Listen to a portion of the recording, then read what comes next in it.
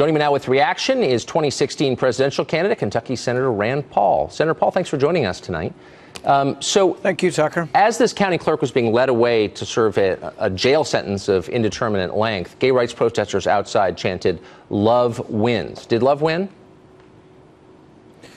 You know, you're not coming through that clearly, Tucker, but what I would say about the opinion is that I think it's ridiculous to incarcerate someone for their religious beliefs. I think we can have consenting adults and have contracts without having to force people to sign and put their imprimatur on the notion of a new definition of marriage. So I think it's kind of crazy that the federal government's gotten involved in this, and I think marriage has always been a local issue and ought to still be a local issue.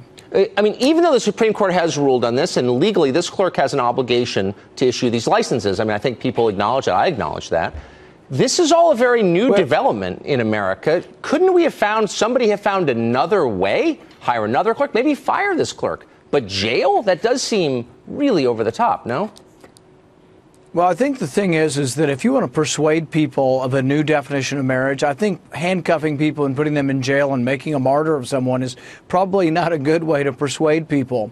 I also think that there are other ways around this. I don't know that the law is explicit that the clerks have to sign this. In fact, in Alabama, they've just gotten away from issuing marriage certificates, period, because they don't want to put the state imprimatur on something they disagree with. So really, a lot of people have talked about this for years. Why not just privatize marriage, have it in the churches, and people will go to a definition that they agree with, but people won't be forced to acknowledge a definition that they don't agree with. That might be a solution. I want to go to the other news today, the loyalty oath that Donald Trump signed to the Republican Party. What do you make of the idea of loyalty oaths in the first place? You're a freedom-oriented kind of guy. Are you for loyalty oaths? Well, you know, you join the party voluntarily, so no one's forcing you to join it. You know, when I ran for the Senate, I was not the pick of the establishment. I beat the establishment candidate pretty well, about 60-40. But I still needed the other 40% of Republicans to vote for me. So I did promise to support the nominee, whether it was me or someone else. And there is a certain amount of the team pulling together and saying, you know what? Even the least of our candidates is better than the Democrats. There will be people I will be very unhappy with. I think Donald Trump's a disaster. I think he'll hurt the country and we'll lose in a landslide. But I will still pledge to support the nominee because I think Hillary Clinton is the worst person on the planet to run the country.